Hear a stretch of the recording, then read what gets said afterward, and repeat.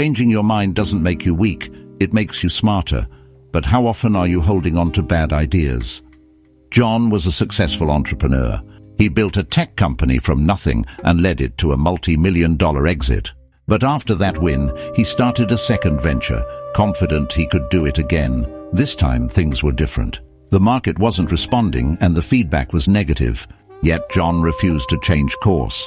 He clung to his original plan, believing it had worked before, so why wouldn't it work again? Weeks turned into months. Sales remained low. His employees grew anxious, suggesting tweaks, adjustments, and even a pivot. But John? He stood firm. "We just need to push harder," he said. Inside, though, doubt crept in. He was bleeding money. His product wasn't gaining traction, and the competitors were pulling ahead. Still, he couldn't bring himself to admit he might be wrong. To rethink felt like defeat. Finally, John's lead investor called him out. "John, you're holding on to a sinking ship. Are you going to let pride ruin you?" John didn't want to hear it, but as he sat in his office late that night, the truth gnawed at him. His refusal to change wasn't a sign of strength. It was pride masking fear. John paced the room, staring at the numbers on his laptop. Everything pointed to one conclusion. His plan wasn't working, but could he really let go of something he had believed in so strongly? His stomach churned, but deep down he knew. Holding on was more dangerous than letting go. The next day, John called a meeting. He stood in front of his team, took a deep breath, and admitted it. "I was wrong. This isn't working. It's time to rethink." Silence filled the room. His employees exchanged glances, unsure of how to react. Then slowly they began offering new ideas, fresh perspectives he had ignored for months. John felt something unexpected, relief. He had been holding on to failure. By admitting he needed to change, he had opened the door to possibility. In the weeks that followed, John's team shifted the product's focus. They rebranded, restructured, and re-engaged their market with a new approach. It wasn't easy. They lost some money and time. But slowly, the business began to turn around. It wasn't an overnight success. It was better, a hard-earned, calculated recovery. Hey, genius! Still thinking money's the answer without the right mindset? Think again. Check out Happy Money. It's all about getting your brain right before you blow that cash. Subscribe now, stop being stubborn, and like the video. Rethinking doesn't mean weakness. It signals growth, the willingness to evolve. It shows you're paying attention to reality, not clinging to illusions. Most people fear rethinking because they think it's a sign they failed. But not rethinking. That's where real failure hides. Start questioning your assumptions. Ask, what if I'm wrong? Seek feedback early, especially when things feel right. Embrace pivots. Adjusting now saves a downfall later.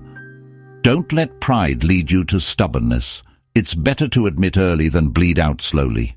People associate unwavering persistence with strength, but strength isn't in holding the course no matter what. Real strength is knowing when to adapt.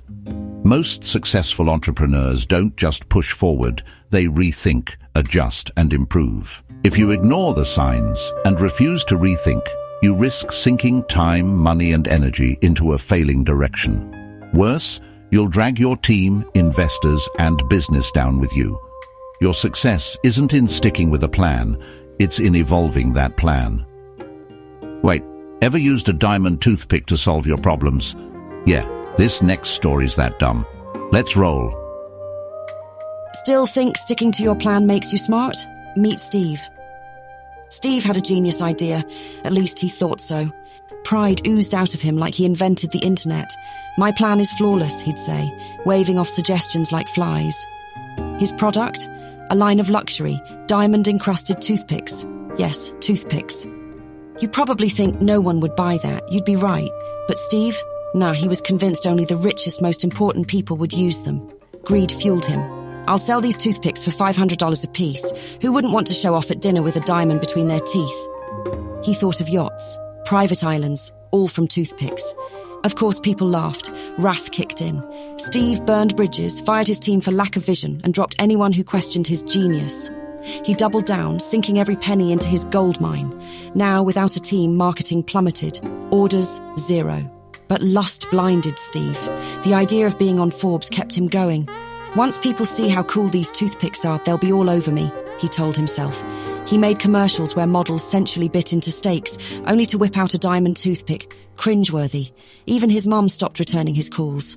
When his buddy Dan launched a simple, affordable line of biodegradable toothbrushes and skyrocketed in sales, envy consumed Steve. He'd stare at Dan's success, seething. But did he rethink? No. Gluttony kicked in. Steve wasn't about to admit defeat. He ordered 10,000 more toothpicks, thinking, if I'm going down in style. Finally, sloth took over. Steve sat on his couch, surrounded by boxes of unsold toothpicks. Instead of coming up with a new plan, he just gave up. People are too stupid to see the brilliance, he mumbled, scrolling Instagram. He watched as Dan's toothbrush company got bought out for millions. Steve's business tanked. His pride kept him from rethinking. His greed pushed him to burn cash. Lust blinded him to reality. Envy consumed his focus. Gluttony made him waste more money. And sloth finished him off. Here's the truth. Let pride kills. Don't let it keep you from rethinking. The greed distracts. Know when to stop before you lose everything. Sloth will bury you. Rethinking takes work, but it saves you. Stick to a bad plan and you'll end up like Steve, drowning in toothpicks. Don't be Steve. Hit subscribe and get the tools to rethink your game before you end up drowning in toothpicks. Send this to a friend who needs a good laugh or a wake-up call. Let's learn how to pivot together. Think changing your mind makes you weak. Think again. Ever stick to a bad decision because you didn't want to look weak? Meet John. He ran a profitable business for years, but as trends shifted, sales tanked. Everyone told him to change direction. He didn't. Why? He thought changing his plan made him look indecisive. His pride kept him from rethinking his strategy. The result? His business folded within a year.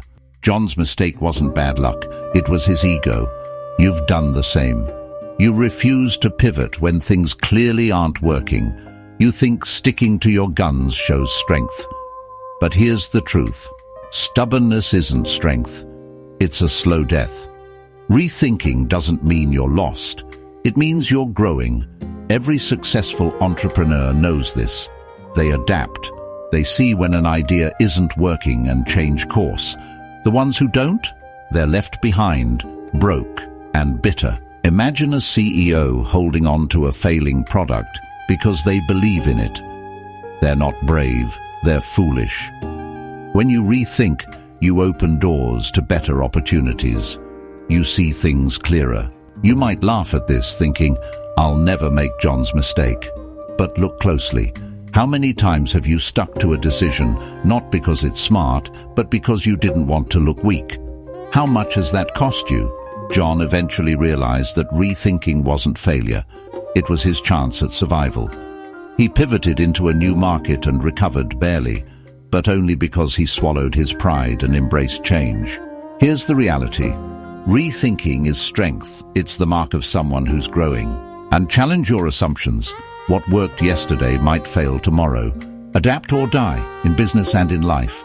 You can stick to bad decisions and call it strength. Or you can embrace rethinking and grow. Because the ones who grow are the ones who last. Your call. Want money and the mindset to keep it? Subscribe to Happy Money and master your brain before your bank. Like the video and send it to that stubborn friend you know who.